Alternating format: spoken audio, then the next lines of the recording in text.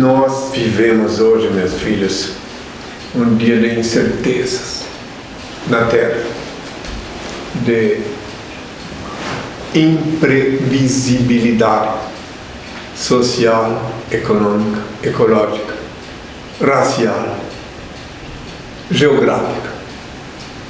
É tudo incerteza. Só tem uma luz no final do túnel. Só tem uma certeza. Só pode-se buscar esta única certeza: o Pai, o Criador. Então, nos dias atuais de incerteza, que estava previsto, que eu disse já há milênios, que haveriam guerras, rumores de guerras, etc., que serão sinais da minha volta na Terra. Então, só resta buscar o Criador. E eu estou falando, quem veio falar pode pensar que estou falando do Brasil. Não, o Brasil também vive clima de incerteza. Clima de incerteza política, socioeconômica, enfim. Mas minha mente, meu cérebro, meu espírito, minha alma é universal. Eu vejo coisas que estão para acontecer na Europa, no Oriente Médio, que respingarão na América Latina e no mundo.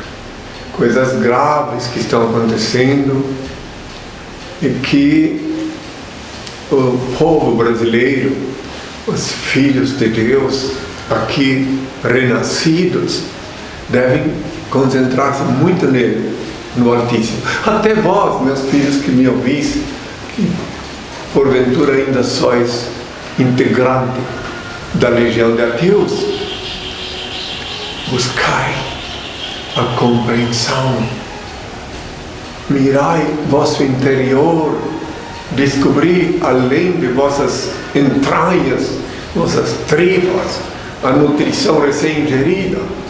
Além de tudo, descobri o lado metafísico de vosso corpo, descobri no interior de cada um de vós o Senhor da vida.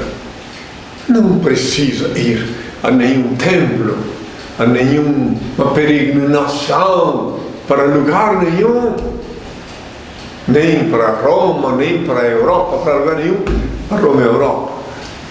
Buscai dentro de vós mesmos o vosso Senhor, o vosso Criador, o Senhor da vida, o Senhor da vossa vida.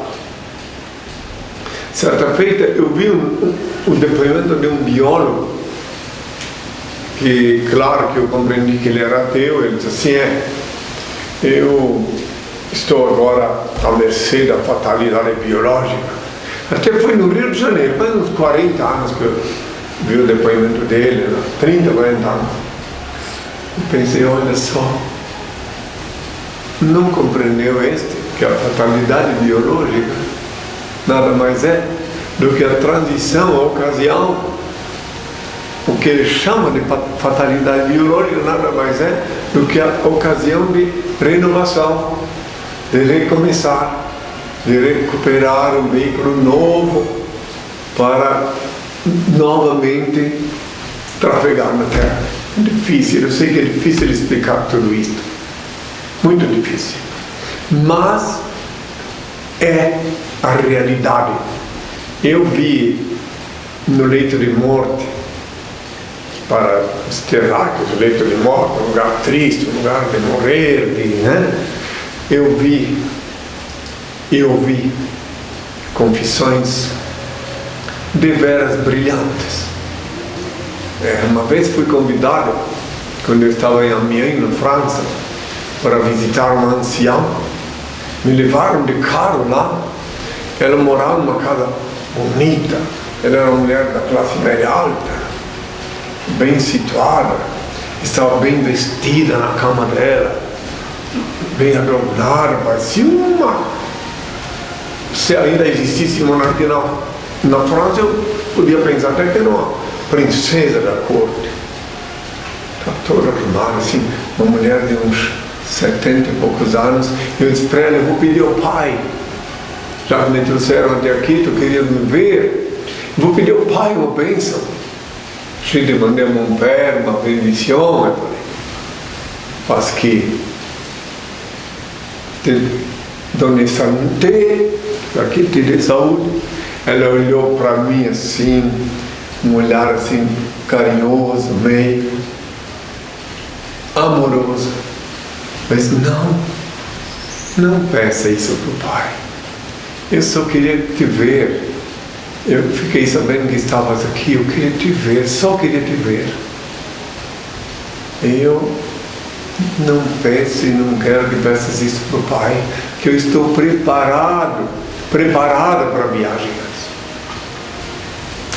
E mandou que uma parente dela, uma subalterna, colocasse na minha sacola uma contribuição, naquele tempo era moeda franca, né?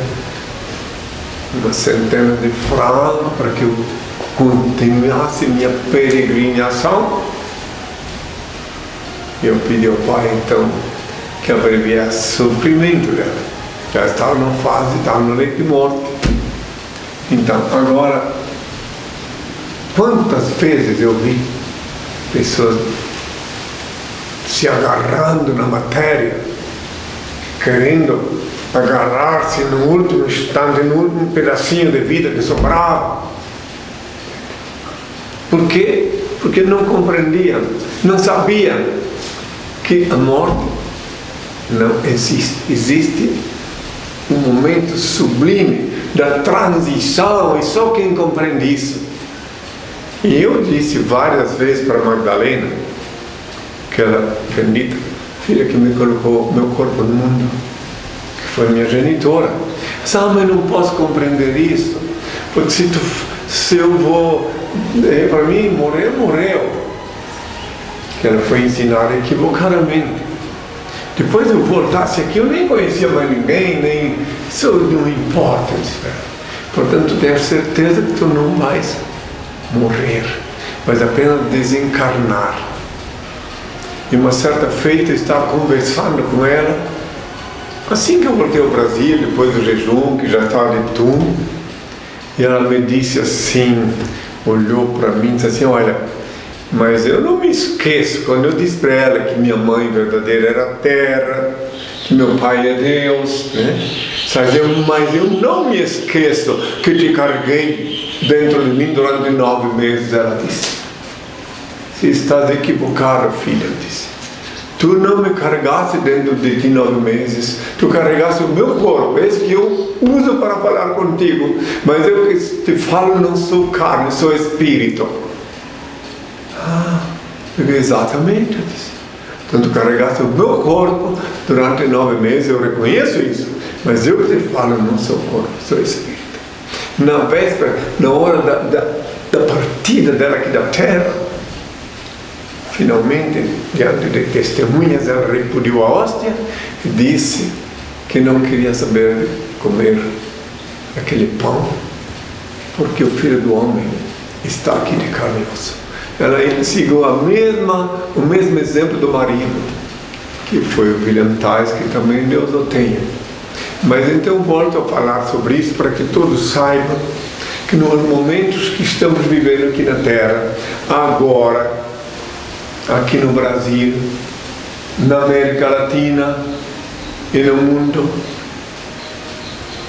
só vai ter paz, só vai ter segurança, só vai ter ânimo para viver, só vai se sentir harmoniosamente equilibrado aqueles que buscarem o Pai, o Altíssimo, primeiro em seu interior, e depois voltem os olhos para o céu, para o infinito, abram os olhos, de olhos abertos, invoquem o Pai no infinito, orem o nome Pai Nosso que eu ensinei, que está disponível para quem quiser aprender, e sentireis em vosso corpo a energia sublime que desce do céu para vos dar segurança, alento, ânimo para continuar a vida.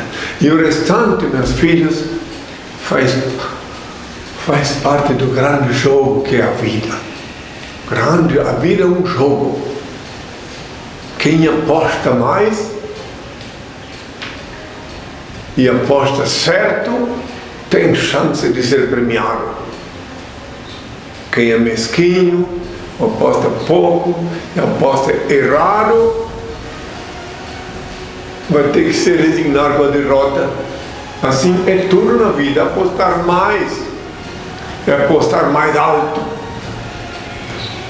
Mais alto. Sem essa de apostar no miserável aqui da terra, pedir para um miserável uma proteção, para um desgraçado qualquer, um ser mortal, pede direto ao Pai, invoca-o, sem essa de adorar estátuas, igrejas, templos construídos por mãos humanas, mãos perecíveis. Invoca o Pai, o Altíssimo, o Senhor. Ele vos escutará e vos abençoará. Inclusive vós que me escutais, ateus, não é necessário crer. Não. Faça um teste. Façamos um teste. Tu és ateu, não crês em Deus, em nada. Ótimo que não crês. Ótimo, assim não és escravo de nenhuma seita, de nenhuma religião. Volte as tuas mãos para o céu. Lá no quarto, com a porta fechada, para evitar que os teus colegas, também ateus, possam debochar. Olha para cima, olha só tu e ele. Mesmo que tu não sabes que ele está lá, mas ele está. Que ele que te dá vida, ele que te dá poder para erguer as mãos e invocá-lo. E vai sentir no teu corpo. Vai sentir nas suas mãos formigamento, se fizeres como eu ensinei a nova oração. Faça teatralmente, então, para tu ver. Faça de conta que tu não admites, nem acredita no que ele fala. Mas faça um teste no teu quarto, quer ver? O Pai, eterno e inefável, Deus infalível, Criador do Universo. Santificado seja o teu nome. Seja feita a tua vontade, assim na terra como no céu. Graças te dou pelo manjar que emana em ti. Aparta-me do ser e ilumina-me, para que eu te sirva sem equívocos, glorificando-te hoje e sempre, ó Pai. Faça um teste. Antes de começar o programa, a discípula, apresentadora lá, perguntou qual é o assunto que o senhor vai falar hoje. Eu pensei que ia falar sobre biologia, sobre história, sobre livro, que me falou que tem um livro. Eu ia falar alguma coisa, mas na hora que eu cheguei aqui, senti necessidade de falar essas coisas que acabei de falar, que só tem alguém que está merecendo e precisando aprender como invocar o Pai. Tenham todos a minha paz.